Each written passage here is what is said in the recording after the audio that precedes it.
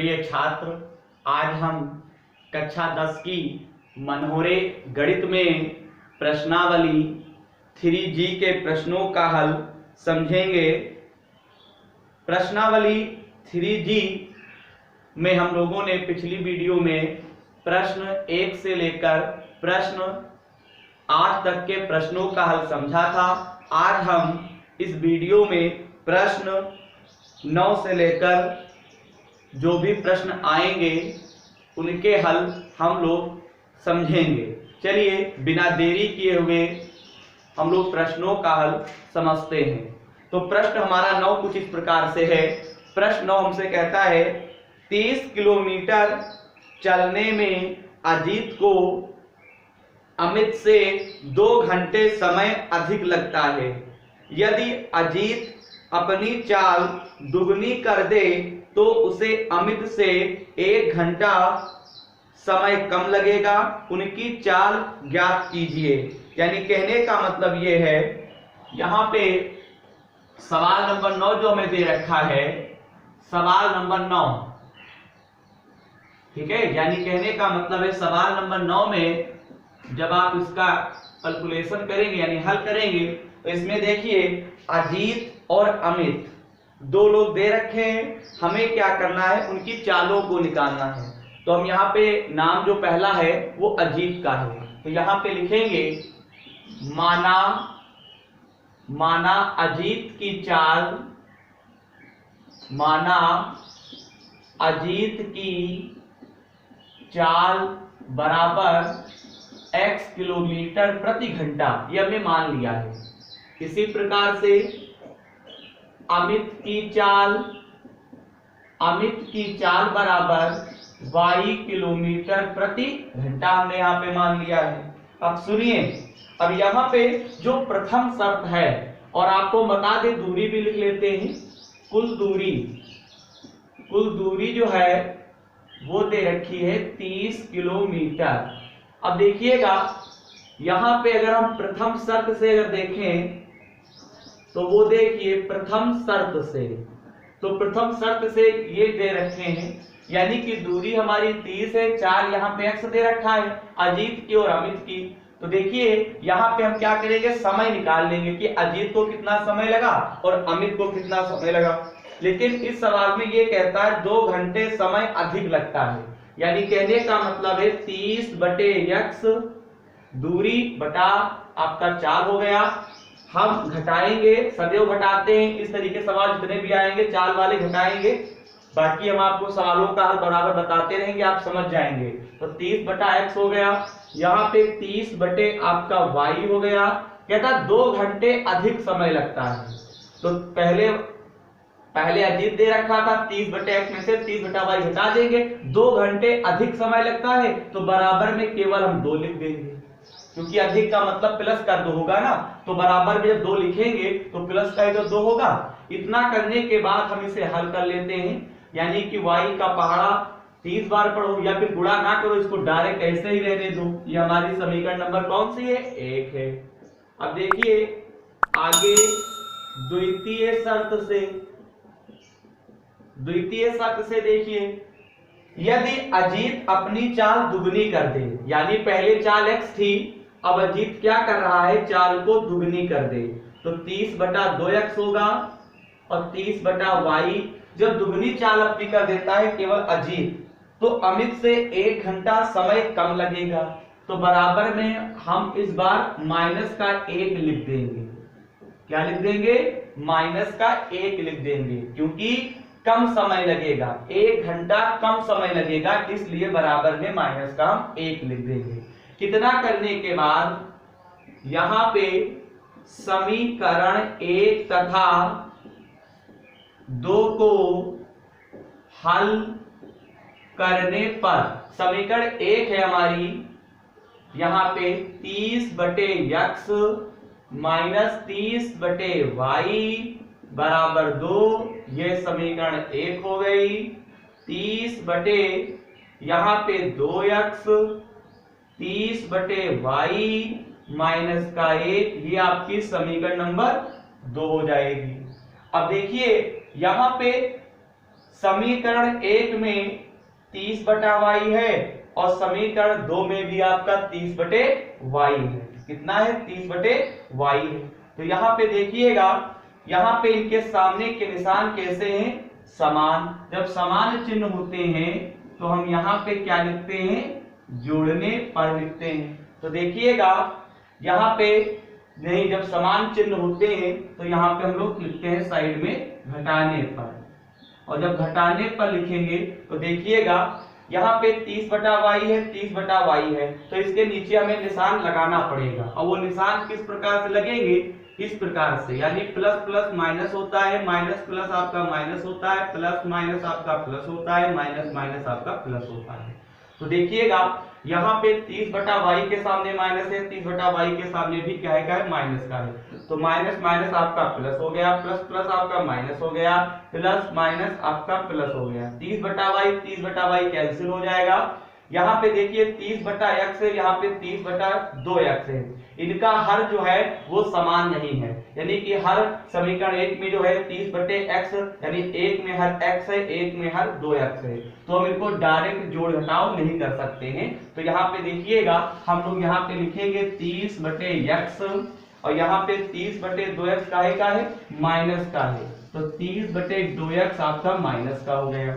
बराबर में आपने क्या दे रखा है? 2, और ये एक का है प्लस का है, क्योंकि जो नया चिन्ह इसके नीचे लगाया गया है उस चिन्ह का उस पद पे अधिकार हो गया, यानी प्लस का हम 1 लिख देंगे। अब देखिएगा यहाँ पे हम लोग क्या करेंगे, इसमें आप ऊपर 30 कॉमन ले लीजिए, या फिर हम करें लासा ले लो, यानी कि हम ऊपर x से गुणा करें, x से नहीं 2 से गुणा हमने ऊपर कर दी है, और बटे में भी 2 से गुणा करेंगे तो 30/2x, यहाँ पे 2 और 1 कितना हो गया? यानी 2 से गुणा ऊपर और 2 से गुणा नीचे। 30 का पहाड़ा आप 2 बार पढ़ेंगे तो आपका 60 हो गया। यहाँ पे 30/2x बराबर में हम 3 लिख देंगे। अब देखिएगा 60 में से 30 को आप हटा देंगे तो केवल आपका 30 बचेगा, बटे में 2x समान है तो आप एक बार लिखेंगे यहाँ पे 3 1 कम 3 3 धाम 30 हो गया, तो 2x बराबर आपका 10, 2 1 कम 2 2 पंचे 10, यानी कि हमें x का मान हमें कितना प्राप्त हुआ? 5 प्राप्त हुआ। अब यहाँ पे लिखेंगे x का मान समीकरण 1 में रखने पर, तो समीकरण 1 हमारी कौन सी है? देखिए 30/x माइनस 30/y बराबर में हमारी 2 दे रखी है। x के स्थान पे हम लोग कितना लिख देंगे? 5, यहाँ पे 30/y हो गया बराबर में 2, 5 एकम 5 5 छक्का 30 हो जाएगा। 30/y 6 को 2 की तरफ ले जाएंगे तो माइनस का हो गया। 30/y 6 में से 2 घटाएंगे तो आपका माइनस का 4 बचेगा। अब देखिए माइनस माइनस कैंसिल हो गया, y का जो मान होगा वो आ गया 30/4। 4 से 30 को भाग करूं तो 4 सत्ते 28 हो गया, 2 बचेगा 0.4 पंचे 20, यानी y का मान हमारा आ गया 7.5। जब आप भाग करेंगे तो 7.5 आ जाएगा। तो इस प्रकार से y का मान हमें कितना प्राप्त हुआ? 7.5 प्राप्त हुआ। अब यहाँ पे आप लिख दीजिएगा, यानी आप क्या लिखेंगे? लिखेंगे अजीत की चाल, अतः अजीत की चाल बराबर, अजीत को हमने x माना था, x का मान 5 आया है तो 5 किलोमीटर प्रति घंटा हो जाएगा।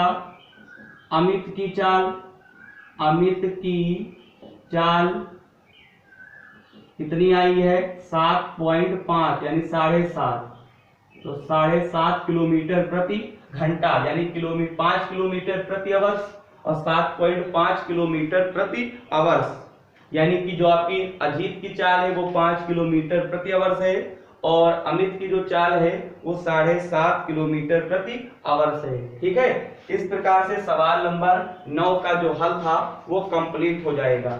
अब चलिए हम लोग सवाल नंबर 10 का हल देखते हैं कि किस प्रकार से होगा। सवाल नंबर 10 देखिए, सवाल नंबर 10 में आप किस प्रकार से हल करेंगे वो देखिए कि इसका हल भी किस प्रकार से होगा। चलिए सवाल नंबर 10 का हल हम लोग देखते हैं। सवाल नंबर 10, सवाल नंबर 10 में कहता है ऋतु धारा के अनुकूल 2 घंटे में 20 किलोमीटर तैर सकती है। धारा के प्रतिकूल 2 घंटे में 4 किलोमीटर तैर सकती है। उसकी स्थिर जल में तैरने की चाल तथा धारा की चाल ज्ञात कीजिए। यानी पानी यानी कि धारा के अनुकूल, यानी कहने का मतलब है धारा के अनुकूल जो है ऋतु जो है 20 किलोमीटर जो होता है वो 2 घंटे में तैर लेती है, और धारा के विपरीत अगर बात की जाए तो वो 4 किलोमीटर 2 घंटे में तैरती है। ठीक है, तो यहाँ पे हमें क्या करना है, स्थिर जल में तैरने की चाल और धारा की चाल हमें निकालना है। अब आप क्या करेंगे वो देखिए। यहाँ पे आप सबसे पहले एक काम करो, यहाँ पे मान लो, जो ज्ञात करना होता है उसे मान लेते हैं। माना स्थिर जल में तैरने की चाल बराबर, यहाँ पे लिख दीजिए, तैरने की चाल बराबर x किलोमीटर प्रति घंटा। यानी माना स्थिर जल में तैरने की चाल जो है x किलोमीटर प्रति घंटा है। और यहाँ पे देखिएगा फिर हम मान लेंगे धारा की चाल, यानी धारा की जो चाल है वो कितनी है, y किलोमीटर प्रति घंटा। y किलोमीटर प्रति घंटा। पहले तो हमने मान लिया स्थिर जल में तैरने की चाल बराबर x किलोमीटर प्रति घंटा, और धारा की चाल हम लोगों ने कितना मान लिया है, y किलोमीटर प्रति घंटा। अब देखिएगा प्रथम शर्त से, देखिए प्रथम शर्त इनकी क्या है, प्रथम शर्त से हमसे ये क्या कहते हैं मालूम, ये कह रहे हैं धारा के अनुकूल। तो देखिएगा यहाँ पे धारा के अनुकूल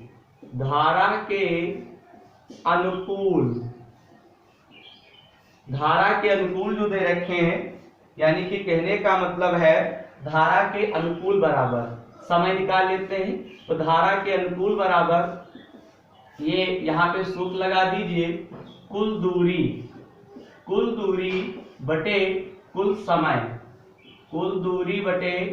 कुल समय। धारा के अनुकूल चाल निकालेंगे ना, तो यहाँ पे कुल दूरी बटे कुल समय आ जाएगा। धारा के अनुकूल चाल निकालेंगे, या फिर यहाँ पे आप लिख दीजिए धारा के अनुकूल चाल बराबर कुल दूरी बटे, यहाँ पे हमने लिख दिया कुल समय। अब आप समझ जाएंगे। तो धारा के अनुकूल है, तो यहाँ पे धारा के अनुकूल चाल जो होगा वो x में y जोड़ देंगे, यानी x प्लस वाई। कुल दूरी यहाँ पे 20 और घंटे दे रखे हैं 2, 2 एक कम 2, 2 धाम 20 हो गया। यानी कि कहने का मतलब है x प्लस वाई बराबर 10। इसको समीकरण नंबर हम क्या कह देंगे, 1 कह देंगे। इतना करने के बाद यहाँ पे द्वितीय शर्त हम देखते हैं कि क्या हो जाएगा। तो द्वितीय शर्त से, यहाँ पे देखिएगा द्वितीय शर्त से, तो देखिए द्वितीय शर्त से प्रश्न में धारा के प्रतिकूल, ठीक है, धारा के प्रतिकूल, तो धारा के प्रतिकूल चाल बराबर, तो यहाँ पर कुल दूरी बटे कुल समय हो जाएगा। तो इस बार हम डायरेक्ट यहाँ पे लिख देंगे, यानी कुल दूरी हमारी है 4 और समय दे रखा है 2 घंटे। ठीक है, तो यहाँ पे लिख देते हैं 4/2। ठीक है, तो धारा के प्रतिकूल है, यानी x में से y को माइनस करेंगे, 4/2, 2 एक कम 2 दूनी 4, यानी x माइनस वाई बराबर 2। ये समीकरण हमारी 2 हो जाएगी। इतना करने के बाद हम लोग क्या करने वाले हैं, समीकरण 1 और 2 को हल कर लेंगे। ठीक है, समीकरण 1 और 2 को क्या करेंगे, हल कर लेंगे साइड में। तो यहाँ पे लिख दीजिए, यहाँ पे हम लोग लिखेंगे समीकरण 1 तथा 2 को हल करने पर, 1 तथा 2 को हल करने पर, तो समीकरण 1 हमारी दे रखी है x प्लस वाई बराबर का 10 और x माइनस वाई बराबर 2। ये समीकरण 1 हो गई, ये समीकरण हमारी 2 हो गई।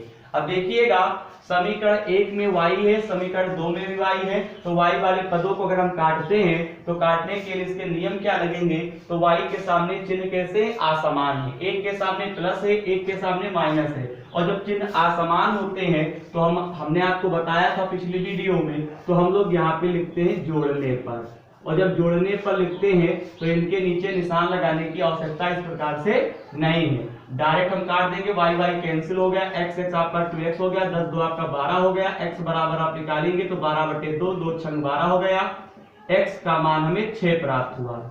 अब देखिए x का मान समीकरण 1 में रखने पर, तो समीकरण 1 हमारी है x प्लस वाई बराबर 10, x के स्थान पे 6 लिखना है, y बराबर 10 हो गया, 6 को 10 की तरफ ले जाएंगे तो माइनस हो गया, 10 में से 6 को घटाएंगे तो कितना बचेगा, 4 बचेगा। इस प्रकार से हमें x का मान हमें 6 प्राप्त हुआ है और y का मान हमें 4 प्राप्त हुआ है। अब चलिए इसके आगे हमें हिंदी लिखनी होगी। हिंदी क्या लिखेंगे वो हम आपको बता दें। इसके आगे आप हिंदी लिखेंगे, इसके आगे आपको हिंदी लिखनी पड़ेगी। हिंदी ये लिखेंगे, देखिएगा इसके आगे हिंदी लिखेंगे, यहाँ पे स्थिर जल में तैरने की चाल यानी कि x का मान हमें कितना प्राप्त हुआ है 6, तो यहाँ पे लिख देंगे 6 किलोमीटर प्रति घंटा और धारा की चाल जो होगी वो हो जाएगी 4 किलोमीटर प्रति घंटा। यहाँ तक लगाने के बाद आपको ये 2 लाइन लिखनी है। स्थिर जल में तैरने की चाल 6 किलोमीटर प्रति घंटा है और धारा की चाल कितनी है 4 किलोमीटर प्रति घंटा। इस प्रकार से प्रश्न 10 का भी हल कंप्लीट हो जाएगा। अब चलिए हम लोग प्रश्न 11 का हल देखते हैं।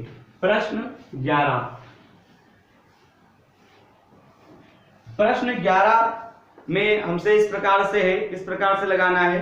एक भिन्न 1/3 हो जाती है जब उसके अंश से 1 घटाया जाता है और वह 1/4 हो जाती है जब हर में 8 जोड़ दिया जाता है, वह भिन्न ज्ञात कीजिए। तो देखिए इस सवाल में हमें क्या करना होगा वो देखिए। सवाल नंबर 11 देखिए इस सवाल में क्या करना है। जब भी अंश और हर वाले सवाल होते हैं यहाँ पे हम लोग मान लेते हैं, माना भिन्न बराबर x बटा वाई हमने मान लिया, माना भिन्न बराबर x बटे वाई। अब देखिए भिन्न तो हमने मान ली है। अब देखिए यहाँ पे प्रथम शर्त से हम लोग लिखेंगे, प्रथम शर्त से, प्रथम शर्त देखते हैं इनकी क्या है। प्रथम शर्त से एक भिन्न 1/3 हो जाती है जब उसके अंश से 1 घटाया जाता है। देखिए यहाँ पे x बटा वाई लिख दी, कहता है देखिए जब हमने भिन्न मानी है तो उसमें अंश भी होगा हर भी होगा, यानी कि अंश है आपका x और हर कितना है y। अब देखिए प्रथम शर्त से, तो प्रथम शर्त क्या है, एक भिन्न 1/3 हो जाती है जब उसके अंश से 1 घटाया जाता है। तो देखिए अंश में से जब 1 घटाते हैं तो भिन्न हमें कितनी प्राप्त होती है, 1/3 प्राप्त होती है। अब आप इसको हल कर लीजिए, तो यहाँ पे 3x हो जाएगा। यहाँ पे आप क्या करेंगे, 3x कम 3, कैची गुणा कर रहे हैं, y1 कम y हो जाएगा। यहाँ पे हमें y का मान प्राप्त हो गया, यानी कि हम इसको दूसरे मेथड से लगा देंगे, कोई दिक्कत नहीं। यहाँ पे हमें y का मान यहाँ पे हमें क्या हुआ है, प्राप्त हुआ है। ठीक है, y बराबर 3x माइनस का 3 बराबर y, इतना हमें y का मान प्राप्त हो चुका है। अब देखिए अब यहाँ पे द्वितीय शर्त देखते हैं। द्वितीय शर्त देखते हैं। द्वितीय शर्त क्या है वो देखिए, और वह 1/4 हो जाती है जब हर में 8 जोड़ दिया जाता है, यानी कि x बटे वाई हर में 8 जोड़ देते हैं तो हमें भिन्न कितनी प्राप्त होती है, 1/4 प्राप्त होती है। बात को समझिए, यानी 1/4 हो जाती है जब हर में हम 8 को जोड़ देते हैं। यहाँ पर भी कैसे गुणा करिए, तो यहाँ पे 4x हो जाएगा, यहाँ पे y प्लस 8 एकम y प्लस 8 हो जाएगा। ठीक है, यहाँ पे 4x y को आप इधर लाएंगे तो आपका माइनस का हो जाएगा। ये हमारी समीकरण नंबर 2 हो जाएगी। अब यहाँ पे लिखेंगे समीकरण 1 से y का मान समीकरण 2 में रखने पर, समीकरण 1 से y का मान समीकरण 2 में रखने पर, तो समीकरण 2 हमारी है 4x माइनस वाई बराबर का कितना है 8। तो यहाँ पे देखिएगा 4x y का मान हमें प्राप्त हुआ है 3x माइनस का 3 बराबर का 8। ठीक है, अब यहाँ पे 4x माइनस का 3 और x और प्लस का 3 बराबर का 8 हो जाएगा। अब देखिएगा 4x में से 3x आप घटाएंगे तो आपका केवल x बचेगा। इस 3 को आप 8 की तरफ ले जाएंगे तो यहाँ पे 8 माइनस 3, 8 में से 3 को घटाएंगे तो कितना आ गया, 5 आ गया। अब यहाँ पे लिखेंगे x का मान समीकरण 1 में रखने पर, समीकरण 1 में रखने पर। ठीक है, यहाँ पे जो x का मान प्राप्त हुआ उसे हमें समीकरण नंबर 1 में रखना है। तो यहाँ पे 3x माइनस का 3 बराबर का y लिखेंगे। तो यहाँ पे देखिए x के स्थान पे 5 हो गया, 3 बराबर y, 3 बचे आपका 15 हो जाएगा, माइनस का 3 बराबर y, 15 में से 3 आप घटाएंगे तो आपका कितना आ जाएगा, 12 आ जाएगा। तो हमें भिन्न निकालनी है, तो अतः भिन्न बराबर, हमने भिन्न क्या माना था, x बटा y माना था। तो यहाँ पे जो हमारा x का मान है वो 5 आया है, y का मान 12 आया है। इस प्रकार से जो भिन्न हमें प्राप्त होगी वो प्राप्त होगी 5/12। अब चलिए हम लोग सवाल नंबर 12 का हल देखते हैं कि किस प्रकार से होगा। सवाल नंबर 12, सवाल नंबर 12 में जो हमें हल करना है प्रश्न का आयु वाला है। चलिए इस सवाल को अच्छे से समझते हैं।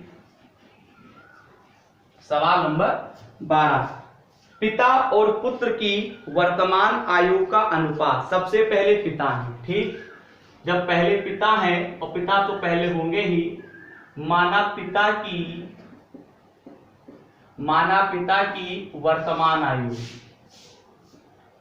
वर्तमान आयु बराबर x वर्ष, ये हम लोगों ने मान लिया है। पुत्र की वर्तमान आयु बराबर मान लेते हैं y वर्ष, ये मान लिया गया है। अब देखिए प्रथम शर्त से, देखिए प्रथम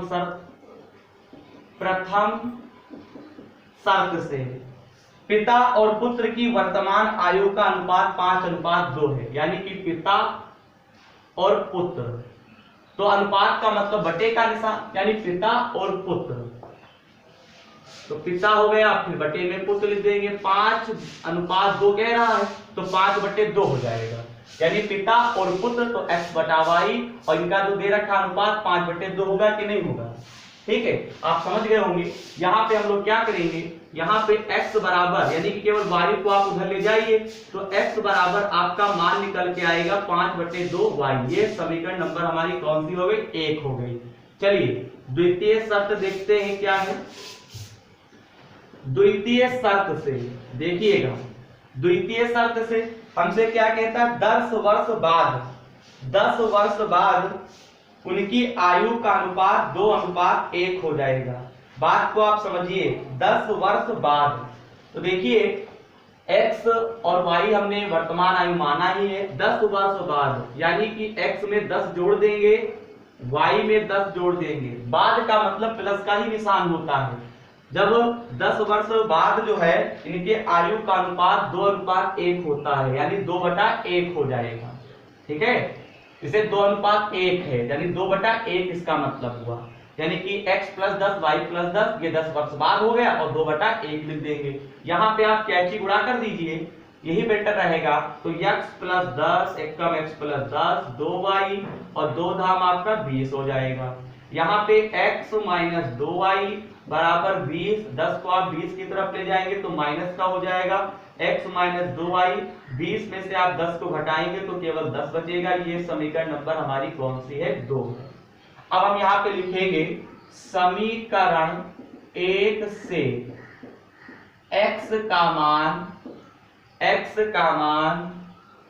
समीकरण 2 में रखने पर, तो समीकरण 2 हम देखते हैं कि हमारी कौन सी है, समीकरण 2 x - 2y बराबर का 10। हमें समीकरण 1 से x का मान समीकरण 2 में रखना है। तो x का मान कितना है, 5y/2 माइनस का 2y बराबर का 10। गुणा कर दीजिए तो 5y, 2 दूनी आपका 4y हो गया। यहाँ पे 2 बराबर 10, 10 की गुणा 5y में से 4y घटाओगे तो केवल y बचेगा। 2 धाम आपका कितना हो गया, 20, यानी y का मान हमें 20 प्राप्त हुआ है। यहाँ पे लिखेंगे y का मान समीकरण 1 में रखने पर, समीकरण 1 में रखने पर, तो समीकरण 1 हमारी कौन सी है, x बराबर 5/2y। y का मान हमें कितना प्राप्त हुआ है, 20 प्राप्त हुआ है। 2 एकम 2, 2 धाम 20, 10 का पहाड़ा 5 बार पढ़ेंगे तो आपका कितना हो जाएगा, 50 हो जाएगा। अब देखिए इसके आगे आपको हिंदी लिखनी है, अतः पिता की वर्तमान आयु बराबर, पिता को हमने x माना था तो x का मान कितना है 50, यानी 50 वर्ष। पुत्र की वर्तमान आयु, तो पुत्र की वर्तमान आयु कितनी हो जाएगी 20 वर्ष हो जाएगी। इस प्रकार से सवाल नंबर 12 का भी हल कंप्लीट होता है। अब चलिए सवाल नंबर 13 का हल हम लोग देख लेते हैं। सवाल नंबर 13 भी आपका आयु वाला ही है सवाल। तो यहां पे देखिए आयु वाले जितने भी सवाल हैं तो इस तरीके से आप लगाइएगा, आसानी से सबके आंसर आ जाएंगे। अभी जो सवाल हमने हल करवाया है वो सवाल नंबर आपका 12 था, ठीक है, याद रखिएगा। यहाँ पे हमने लिख दिया है, अब हम इसको इरेज कर रहे हैं, यानी जो सवाल हम निकाल रहे हैं वो सवाल नंबर 12 था, ठीक है। बाकी आप अपनी किताब से मिलाते रहिए, कोई दिक्कत नहीं है। अब हम सवाल नंबर 13 का हल देखेंगे। सवाल नंबर 13, 5 वर्ष के बाद जैकब की आयु उसके पुत्र, यानी कि एक जैकब है और एक उनका पुत्र है, ठीक है। तो जैकब को हम क्या मानेंगे x मानेंगे और पुत्र को क्या मानेंगे y मानेंगे। तो यहां पे लिखेंगे माना जैकब की वर्तमान आयु बराबर x वर्ष। पुत्र की आयु देख लीजिए, पुत्र की वर्तमान आयु बराबर हम क्या कहेंगे y वर्ष कहेंगे, ठीक है। अब देखिएगा यहां पे प्रथम शर्त से वो देखिए, प्रथम शर्त क्या है 5 वर्ष के बाद जैकब की आयु, देखिए 5 वर्ष बाद, ठीक है, 5 वर्ष बाद कह रहा है तो x में 5 जोड़ देंगे, बाद का मतलब जुड़ना, और y में 5 जोड़ देंगे, x में 5 जोड़ दिया, y में भी 5 जोड़ दिया। अब क्या कहता है 5 वर्ष बाद जैकब की आयु उसके पुत्र की आयु की 3 गुनी है, यानी कि कहने का मतलब यह है हम पुत्र में 3 से गुणा कर देंगे। देखिएगा जब भी इस तरीके के सवाल अगर आपको पता चले, बाद है पहले प्रश्न में कहे, तो आप हमेशा y वाले में जितने भी गुनी कहेगा 5 गुनी 6 गुनी, यहाँ पे जैसे 3 गुनी कह रहा था, आपको y वाले में ही गुणा करना है। ये आप बिल्कुल दिमाग में फीड कर लीजिए, ठीक है, कि y में ही आपको गुणा करना है, क्योंकि हाई स्कूल में आयु से संबंधित जितने भी सवाल होंगे इसी प्रकार से होंगे। बाकी तो हम आपको लगवा ही रहे हैं, आप समझ जाएंगे। तो यहाँ पे 3 से गुणा करेंगे, क्योंकि यहाँ पे कितना कह रहा है 3 गुनी कह रहा है, क्या कह रहा है 3 गुनी। अब यहाँ पे x प्लस 5, 3 का पहाड़ा y बार पढ़ेंगे तो 3y, 3 5 15। यहां से चलिए हम लोग x का मान निकाल लेते हैं, तो यहाँ पे लिखेंगे 3y प्लस का 15, 5 को आप उधर ले जाएंगे तो आपका माइनस का हो गया, यानी y तरफ लाएंगे तो माइनस का हो जाएगा, क्योंकि पक्षांतर किया गया है। 3y 15 में से 5 घटाओगे तो प्लस का 10 बचेगा, ये हमारी समीकरण नंबर 1 हो जाएगी। अब चलिए द्वितीय शर्त देखते हैं। द्वितीय शर्त से, तो द्वितीय शर्त का आप देखते हैं क्या है, फिर हमसे कहते हैं 5 वर्ष पूर्व जैकब की आयु उसके पुत्र की आयु की 7 गुनी है। आप समझ गए होंगे y में 7 से गुणा करनी है। 5 वर्ष पूर्व, पूर्व का मतलब होता है x में से 5 को हमने माइनस कर दिया, y में से 5 को माइनस कर दिया और 7 से गुणा करेंगे y वाले में। तो यहाँ पे x minus 5y, sorry x minus 5, 7 का पहाड़ा y बार 7y हो गया, और यहाँ पे 7 बच्चे आपका 35 हो जाएगा। यहाँ पे 5 को आप क्या करेंगे y की तरफ ले जाएंगे या फिर ना ले जाएं, ऐसे ही हल करें, कोई दिक्कत नहीं। x 7y आप इधर ले आइए तो माइनस का हो जाएगा, x की तरफ लाएंगे और 35 की तरफ 5 ले जाएंगे तो आपका प्लस हो जाएगा। यहाँ पे x माइनस 7y, 35 में से 5 को घटाएंगे तो आपका 30 बचेगा। ये समीकरण नंबर हमारी कौन सी हो गई 2 हो गई, ठीक है। अब यहाँ पे लिखेंगे x का मान समीकरण 1 में रखने पर, x का मान समीकरण 1 में रखने पर तो x का मान, थोड़ा गलत हो गया हिंदी में, यहां पे लिखिए ये x का मान समीकरण 1 से, ये लिखिए x का मान समीकरण 1 से, x का जो मान है वो समीकरण 1 से लिया गया है, 1 से समीकरण 2 में क्या करने पर, रखने पर, यानी x का मान समीकरण 1 से हमने लिया है और उसे समीकरण नंबर 2 में रख रहे हैं। तो समीकरण 2 है x माइनस 7y बराबर का कितना है, माइनस का 30 है। तो यहां पे देखिएगा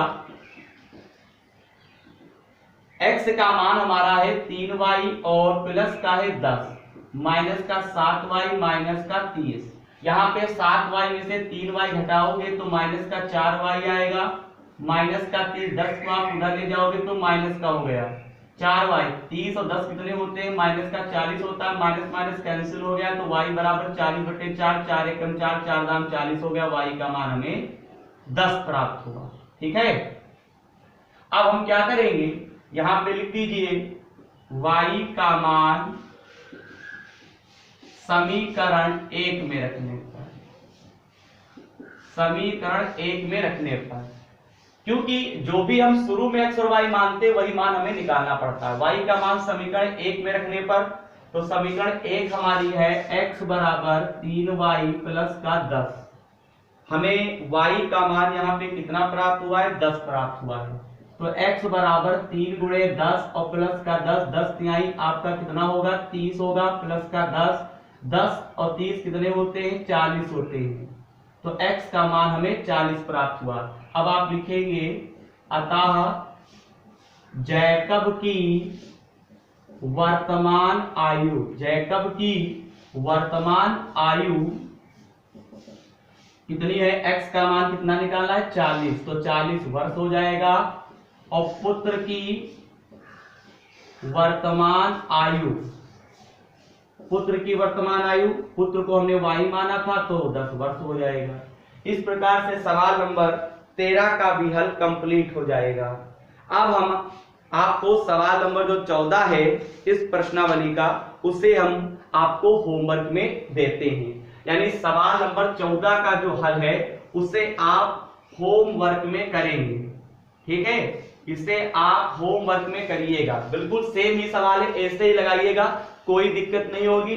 आपका आंसर जो है आंसर शीट से मैच करेगा। बस आप केवल शर्तों का यूज करिएगा सही से जो सवाल में कह रहा है। चलिए, सवाल नंबर 14 आपका होमवर्क में हो गया।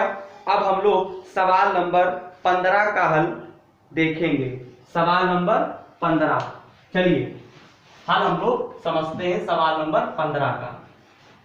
सवाल नंबर 15 भी आपका वैसे तो आयु वाला ही है, लेकिन हम इसे लगवा देते हैं, वरना आप कहेंगे सब सारे सवाल हमें होमवर्क में ही दे रहे हैं, तो हम लगवा देते हैं। ठीक है, 1-2 दे देंगे होमवर्क में, बाकी हम सारे प्रश्नों का हल हम आपको यहीं पे करवाएंगे वीडियो में। ठीक है, तो सवाल नंबर 15, 14 नंबर तो हमने होमवर्क में दे दिया है, 15 नंबर हम आपको लगवाते हैं।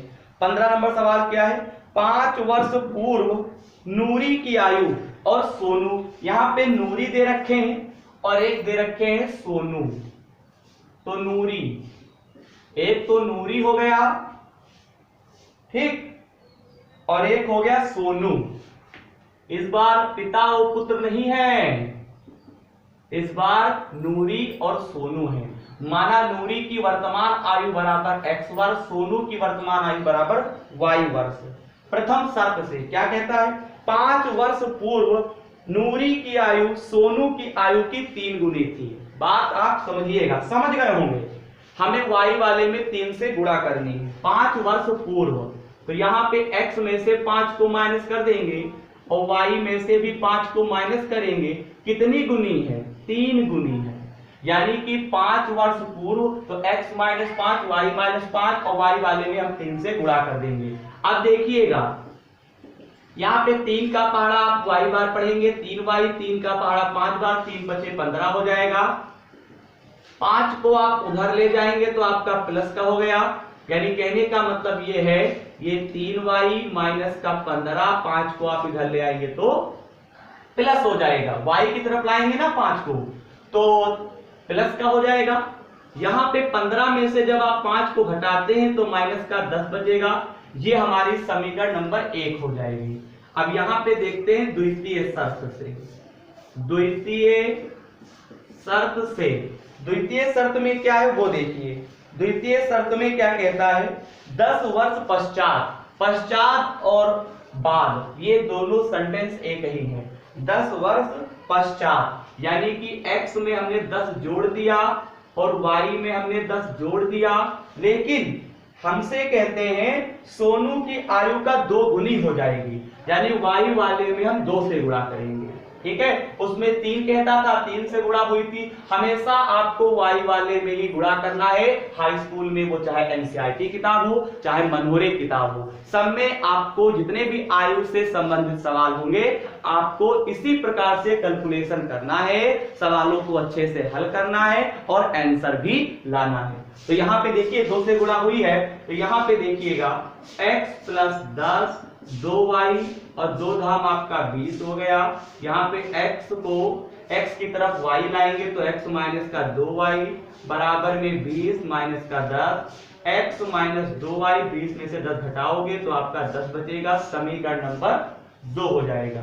अब यहाँ पे देखिएगा, यहाँ पे लिखेंगे समीकरण 1 से x का मान समीकरण 2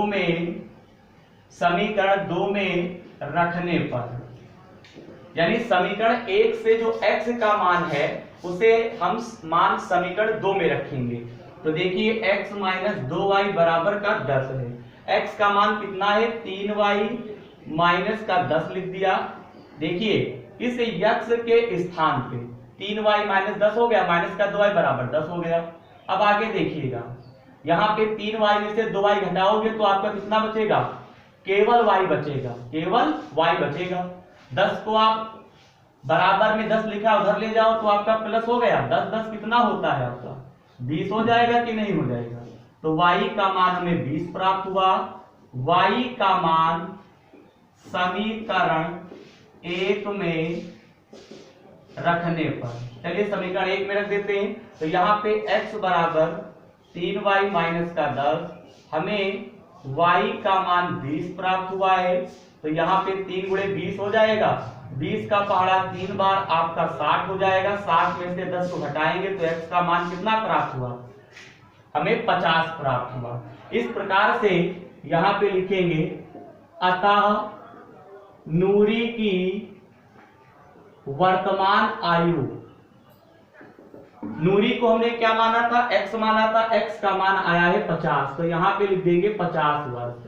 फिर देखिए यहाँ पे लिखेंगे सोनू, सोनू की वर्तमान आयु, वर्तमान आयु कितनी हो जाएगी, सोनू को हमने y माना था, y का मान हमारे 20 प्राप्त हुआ है, तो ये 20 वर्ष हो जाएगा। इस प्रकार से सवाल नंबर 15 का भी हल कंप्लीट हो जाएगा। अब चलिए हम आपको एक सवाल और होमवर्क में दे रहे हैं, यानी सवाल नंबर 16 का भी हल आप इसी प्रकार से करेंगे। देखिए कोई फायदा नहीं है जब बिल्कुल एक ही कैटेगरी के सवाल हो, यानी बिल्कुल उनका जो कैलकुलेशन है वो समान अगर है तो फिर बार बार लगवाने से कोई फायदा नहीं है। तो इसलिए सवाल नंबर 16 का भी हल आप स्वयं करेंगे, यानी होमवर्क में करेंगे। सवाल नंबर 16 का जो कैलकुलेशन है उसे आप होमवर्क में करेंगे, इसे आप घर पे करिएगा सवाल नंबर 16 को। और मैंने आपको सवाल नंबर 14 दिया था, ठीक है, उसे भी आपको होमवर्क में करना है, यानी 14 और 16 नंबर जो सवाल है इसे आप घर पे करेंगे, ठीक है। और उम्मीद करेंगे कि आप सवाल लगा जरूर लेंगे, ठीक है। चलिए इसके बाद हम लोग सवाल नंबर 17 का हल देखते हैं कि किस प्रकार से होगा। सवाल नंबर 17 जो है वो देखते हैं कि किस प्रकार से लगाया जाएगा। सवाल नंबर 17 देखिए। सवाल नंबर 17 कहता है दो समपूरक कोणों में बड़ा कोण छोटे कोण से 18 डिग्री अधिक है, उन्हें ज्ञात कीजिए। सबसे पहले देखिए यहाँ पे छोटे बड़े की बात हो रही है, यानी कहने का मतलब यह है छोटे बड़े की बात हो रही है। सवाल नंबर 17 का हल देखेंगे, 16 तो हमने आपको होमवर्क में दिया है। तो सवाल नंबर 17 में क्या कहता है, एक बड़ा कोण एक छोटा कोण है, जो ज्ञात करना हो तो उसको आप मान लीजिए। माना बड़ा कोण x है और छोटा कोण हम मान लेते हैं y। माना बड़ा कोण जो है वो x है, छोटा कोण क्या है, y है। यहां पे प्रथम शर्त से देखिए क्या लिखेंगे, कहता है दो संपूरक कोण। देखिए एक होता है कोटिपूरक कोण और एक होता है संपूरक कोण। कोटिपूरक जो होता है उसमें जो दो कोणों का योग होता है वो आपका 90 अंश होता है, यानी कोटिपूरक जो कोण होते हैं वो 90 अंश के होते हैं और संपूरक कोण जो होता है वो 180 अंश होता है। तो यहाँ पे देखिए x और y है, तो यहाँ पे लिखेंगे x प्लस y बराबर 180। ये समीकरण नंबर हमारी 1 हो जाएगी। अब यहाँ पे देखिए द्वितीय शर्त से समझ गए होंगे 180 क्यों लिखा गया है, क्योंकि संपूरक कोण 180 अंश के होते हैं। अब देखिए बड़ा कोण, चलिए पहले हिंदी लिखते हैं। बड़ा कोण सवाल के अकॉर्डिंग ही चलिए। बड़ा कोण जो है वो छोटे कोण से देखिए सवाल देखते हैं। बड़ा कोण छोटे कोण से 18 डिग्री अधिक है। तो बड़ा कोण जो है छोटे कोण से कितना अधिक है, 18 अधिक है। तो छोटे में 18 जोड़ देंगे तो x बराबर y प्लस हमें 18 प्राप्त हुआ। इसे मान लेते हैं समीकरण नंबर 2। अब यहाँ पे लिखेंगे समीकरण 2 से x का मान समीकरण 1 में रखने पर समीकरण 2 से x का मान जो है समीकरण 1 में रखने पर, समीकरण 1 है x प्लस वाई बराबर 180। यहाँ पे x के स्थान पे y प्लस 10 आपका हो जाएगा और प्लस का लिखेंगे y बराबर 180। y आपका 2y प्लस का 10 बराबर 180। 10 को हम 180 तरफ ले जाएंगे तो आपका माइनस का हो जाएगा। अब देखिएगा आगे 180 में से 10 आप घटाएंगे तो आपका कितना बचेगा, 170 बचेगा। 10 एकम 10, सॉरी 2 एकम 2, 2 टी आपका 16 हो गया। यहाँ पे 1 2 पंचे 10, यानी कि y का मान हमें 85 प्राप्त हुआ है।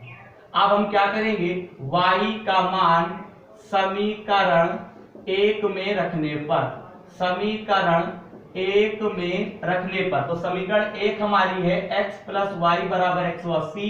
y के स्थान पे हमें 85 लिखना है बराबर 180। 85 को आप उधर ले जाएंगे तो आपका माइनस का हो गया। 180 में से आप 85 को घटाएंगे तो आपका कितना बचेगा, देखिए 180 में से हम 85 को माइनस करेंगे, 10 में से 5 गया 5, यहाँ पे आपका कितना बचेगा, देखिए यहाँ पे 7, 17 में से 8 95, यानी कि 95, यानी कि हमें x का मान 95 प्राप्त हुआ। देखिए यहाँ पे लिखेंगे अतः बड़ा कोण यानी बड़े कोण को हमने क्या माना था, x माना था, तो x का मान 95 प्राप्त हुआ है। छोटे कोण को हमने y माना था, y का मान 85 आया है। इस प्रकार से सवाल नंबर 17 का भी हल कंप्लीट हो जाएगा। अब हम लोग सवाल नंबर 18 का हल देखेंगे। सवाल नंबर 17 का हल कंप्लीट हो गया है। अब हम लोग सवाल नंबर 18 का हल देखेंगे। चलिए सवाल नंबर 18 का हल देखते हैं कि किस प्रकार से लगाया जाएगा। सवाल नंबर जो 18 है वो आपका जो है लंबाई चौड़ाई वाला है, यानी कि देखिए यहाँ पे कैसे लगाएंगे वो आपको बताते हैं। सवाल नंबर जो 18 है इसमें आपको कैसे क्या करना है वो देखिए। हमसे कहता है एक आयत का क्षेत्रफल एक दूसरे आयत के क्षेत्रफल के बराबर है जिसकी लंबाई 11 मीटर। तो देखिए इसमें हम लोग क्या करेंगे, आयत का क्षेत्रफल हमें निकालना है। तो आयत का क्षेत्रफल जो है, तो आयत के क्षेत्रफल में लंबाई होती है और चौड़ाई होती है। तो यहाँ पे हम लोग क्या करेंगे, माना आयत की लंबाई बराबर हम यहाँ पे x मीटर मान लेते हैं, ठीक है, और यहाँ पे हम मान लेते हैं चौड़ाई बराबर मान लेते हैं y मीटर, यानी कि आयत की जो लंबाई है वो हमारी x मीटर है, चौड़ाई जो है वो y मीटर है। अब देखिए यहाँ पे हम आपको एक चीज बता दें, यहाँ पे अगर हम क्षेत्रफल निकालें, यानी कि जब आयत की लंबाई x मीटर है और चौड़ाई जो है वो y मीटर है, तो देखिएगा तो यहाँ पे इसका क्षेत्रफल निकालेंगे, यानी कि आयत का क्षेत्रफल तो आयत का क्षेत्रफल बराबर जब हम लिखेंगे तो सूत्र होता है लंबाई गुणे चौड़ाई।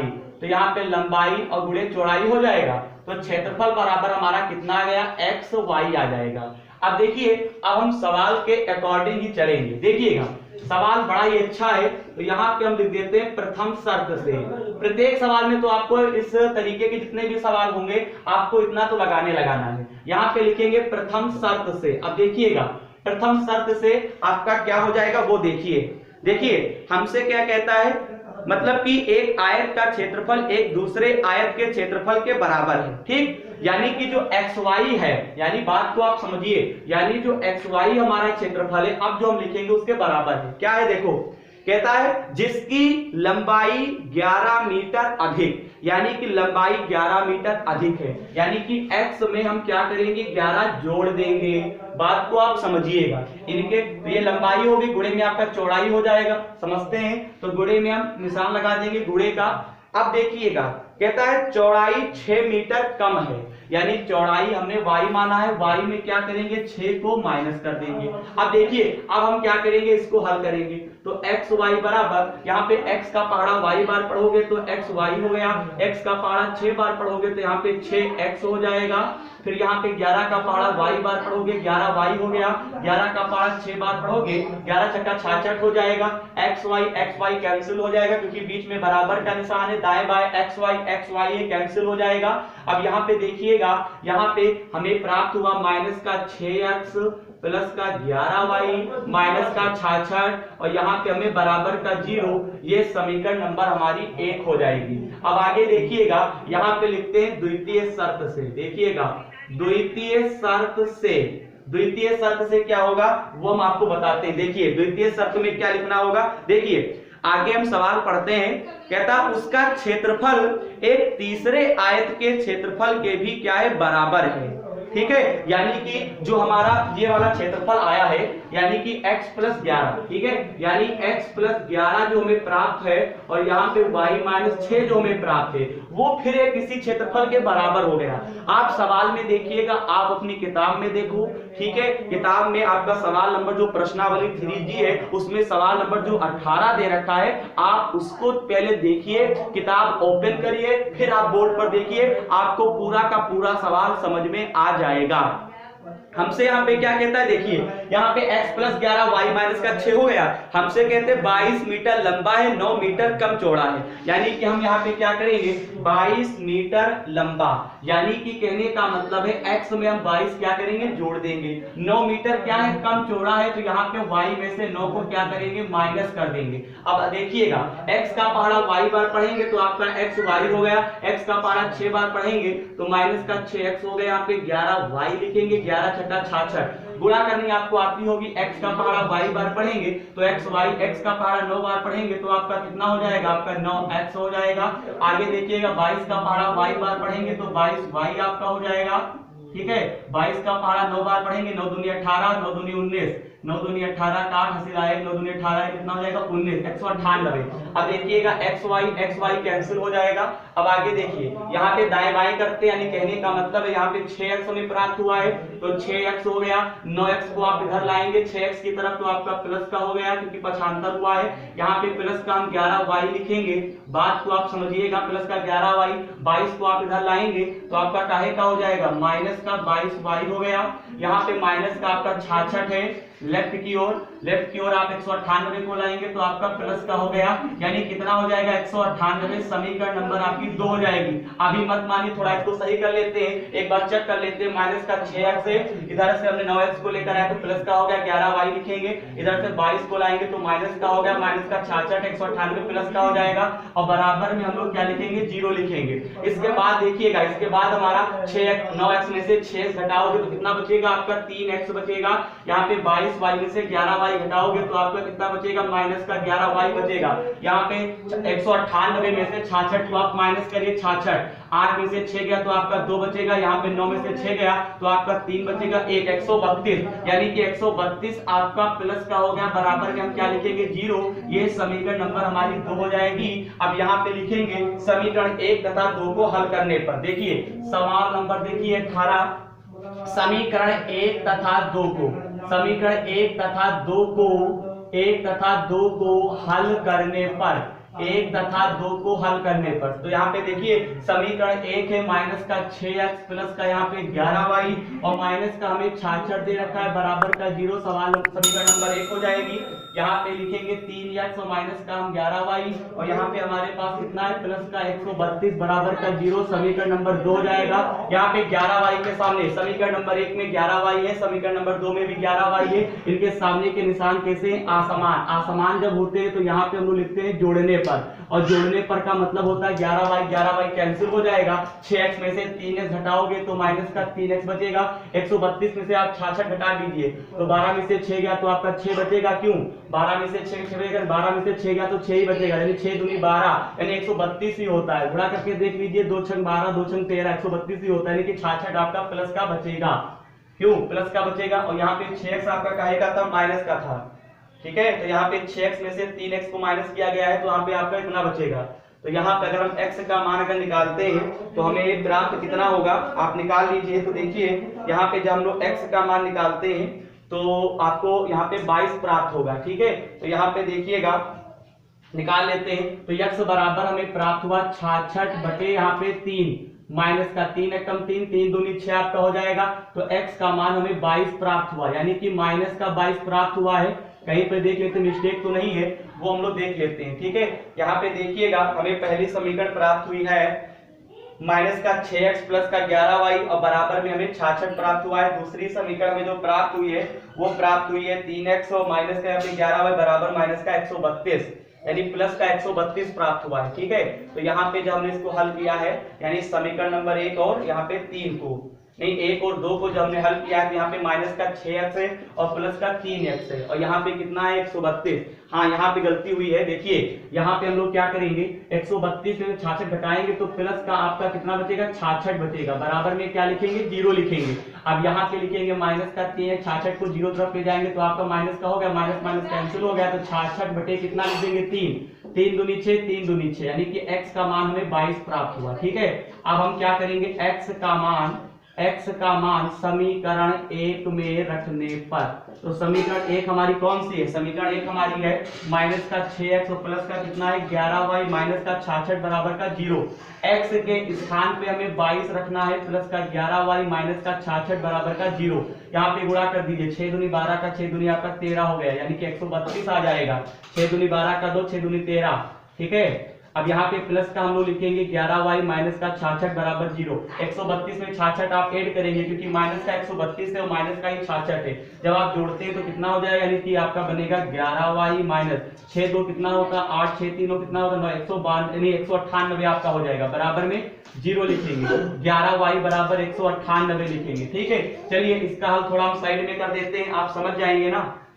यहाँ पे देखिए साइड में कर देंगे तो यहाँ पे y का जब मान निकालेंगे तो 198 बटे में क्या लिखेंगे 11 11 एकम 11 यहाँ पे कितना बचेगा 11 एकम 11 8 बचेगा, 11 8 आपका कितना हो जाएगा 88, क्योंकि 11 के पारे में 88 8 बार में आते हैं। इस प्रकार से x का मान हमें 22 प्राप्त हुआ, y का मान हमें 18 प्राप्त हुआ। अब हम क्षेत्रफल निकाल सकते हैं, यहाँ पे लिखेंगे आयत का क्षेत्रफल, आयत का क्षेत्रफल बराबर तो लंबाई गुणे चौड़ाई होता है, ठीक है।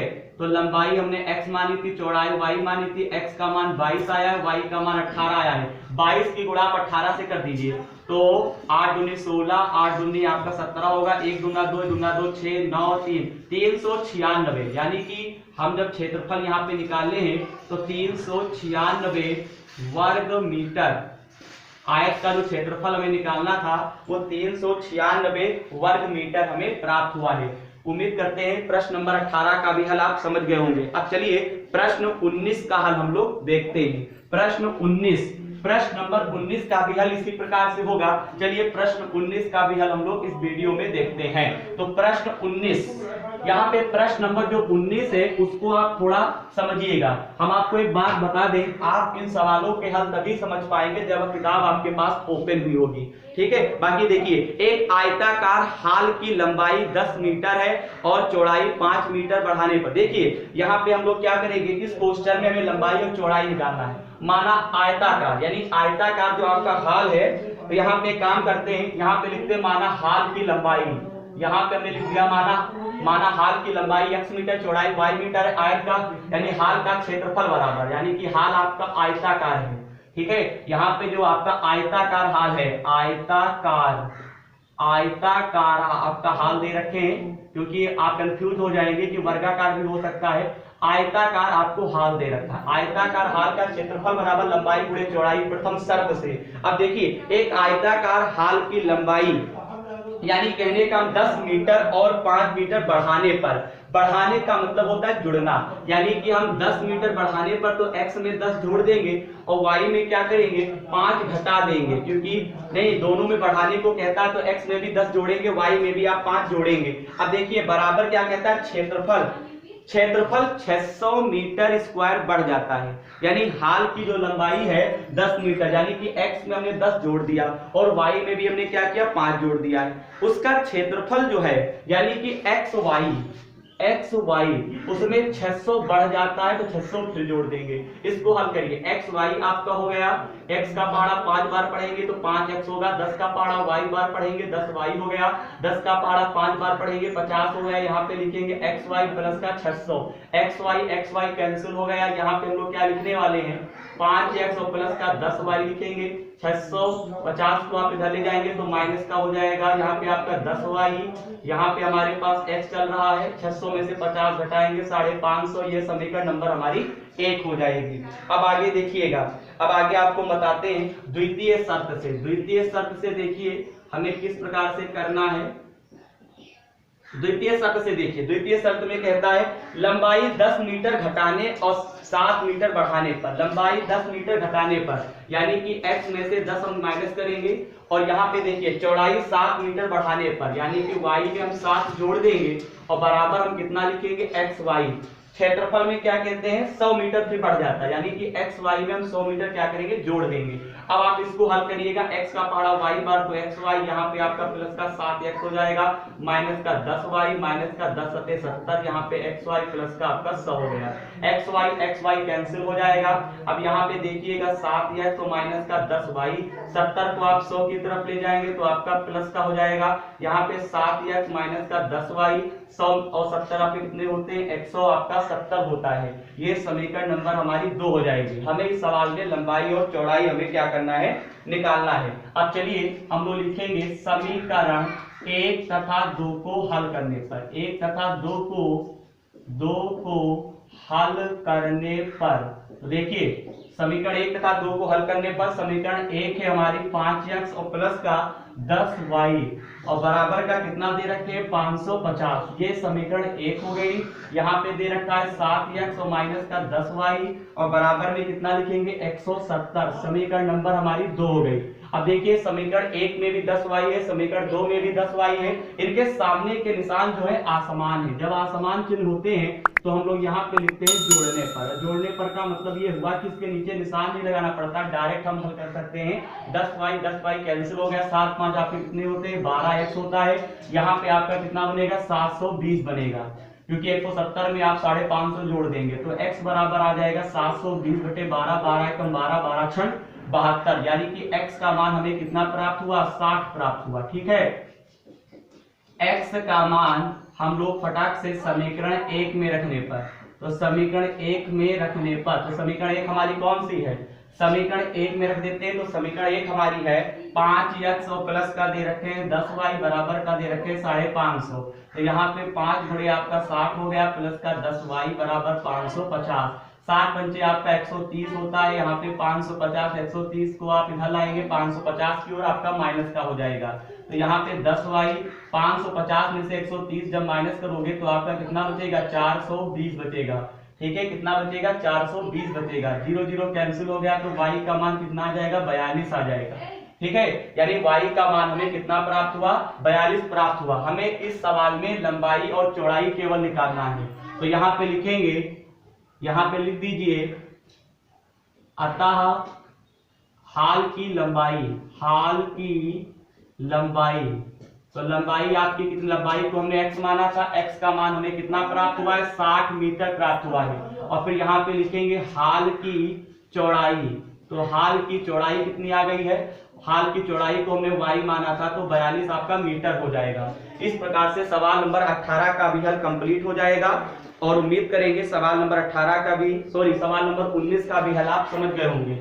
ये सवाल नंबर आपका 19 था, यानी हाल वाला आपका सवाल जो है ये 19 नंबर है, और जो इससे पहले लगवाया था आयत वाला वो सवाल नंबर 18 था। तो सवाल नंबर 18 और सवाल नंबर 19 का हल आप समझ गए होंगे। इसके बाद सवाल नंबर जो 20 दे रखा है इस प्रश्नावली 3G में, उससे आप क्या करेंगे, होमवर्क में करेंगे। ठीक है, आपको सवाल नंबर जो 20 है वो हम आपको होमवर्क में दे रहे हैं, आप सेम लगाइएगा, यानी सवाल नंबर 18 और 19 की ही तरह लगेगा सवाल नंबर 20। और मुझे उम्मीद है कि सवाल नंबर 20 आप अच्छी प्रकार से आप लगा लेंगे।